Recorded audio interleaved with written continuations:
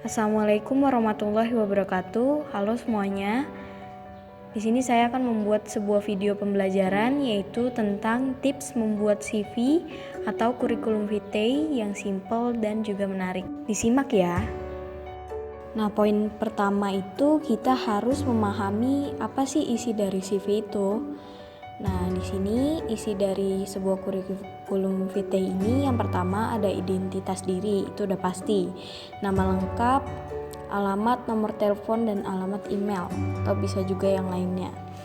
Yang kedua ada pendidikan. Nah, ini pendidikan juga sangat penting ya. Yang pertama itu ada pendidikan terakhir, jurusan, dan IPK-nya yang berapa. Yang ketiga ada personalitas, gambaran singkat tentang karakter diri kalian. Yang keempat ada keterampilan yang dimiliki itu skill. Misalnya kalau kita itu sebagai desainer kita bisa menggunakan Adobe Photoshop, Illustrator, After Effects dan sebagainya. Yang kelima proyek dan pengalaman kerja. Nah di sini kalau untuk kalian kan belum bekerja ya, berarti bisa juga dimasukkan organisasi seperti OSIS misalnya, pramuka atau yang sebagainya. Selanjutnya ada training atau pelatihan terbaru, pelatihan yang telah diikuti 2-3 tahun terakhir. Nah ini untuk pelatihan yang kalau pelatihan itu biasanya dapat sertifikat, nah itu bisa dicantumkan. Selanjutnya ada informasi lain tentang diri kamu, yaitu hobi, referensi atau hal lain tentang diri kalian yang berhubungan dengan pekerjaan yang akan dilamar. Selanjutnya yaitu buat desain yang sederhana namun tetap menarik. Ini salah satu desain yang sederhana tapi menarik ini adalah salah satu yang menjadi daya tarik CV di mata perusahaan, yaitu dengan desain yang simpel namun tetap memuat informasi-informasi penting. Nah, di sini bisa dilihat di sini desainnya simpel, cuman dia berisi informasi penting tentang diri kita. Selanjutnya, cantumkan informasi pengalaman bekerja. Nah, di sini seperti yang tadi saya udah bilang, kalau kalian kan masih sekolah, jadi bisa misalnya organisasi OSIS atau yang lainnya. Nah ini kalau untuk yang udah bekerja, tulislah pengalaman bekerja secara detail, tuliskan tanggung jawab serta kompleksitas pekerjaan di perusahaan sebelumnya atau yang berhubungan dengan pekerjaan yang dilamar. Selanjutnya ini bisa juga kita menunjukkan kemampuan bahasa asing kita, misalnya bahasa Inggris, bahasa Korea, dan lain sebagainya. Jika menguasai bahasa asing, coba untuk ditulis di CV Anda dengan menggunakan bahasa Inggris. CV yang menggunakan bahasa Inggris atau asing menjadi daya tarik tersendiri bagi setiap perusahaan. Selanjutnya adalah tambahkan informasi sosial media kalian. Nah, di sini kalian bisa mencantumkan sosial media di CV kalian, seperti akun Instagram, Facebook, dan LinkedIn.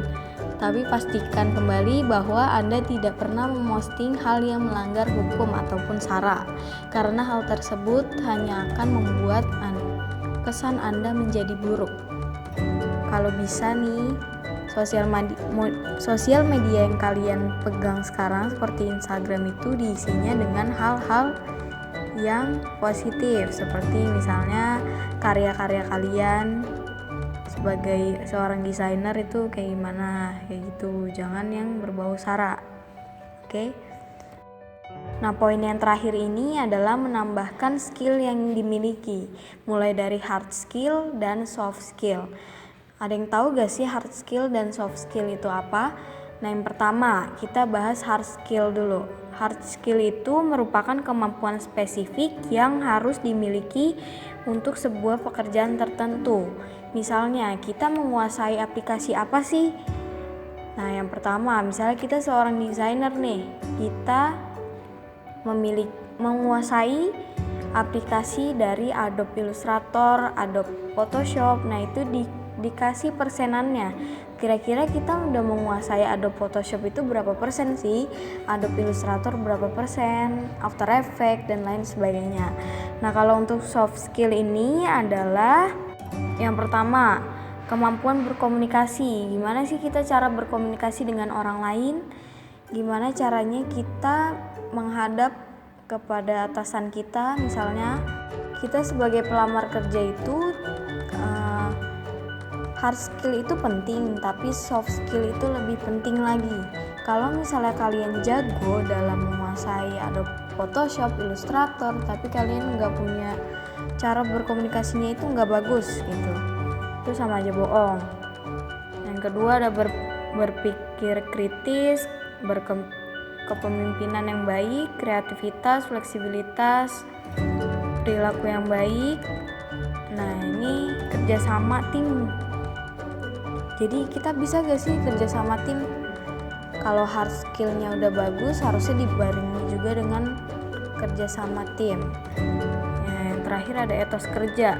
Nah, di sini berdedikasi tinggi terhadap pekerjaan, deadline yang terpenuhi, kemampuan multitasking, perencanaan yang matang, manajemen waktu yang baik. Nah, itu. Nah, sekian video pembelajaran yang bisa saya sampaikan.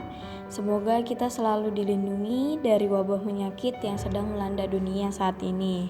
Semoga ilmu yang saya berikan bisa bermanfaat untuk kalian. Terima kasih. Sekian. Mohon maaf apabila ada salah-salah kata. Wassalamualaikum warahmatullahi wabarakatuh.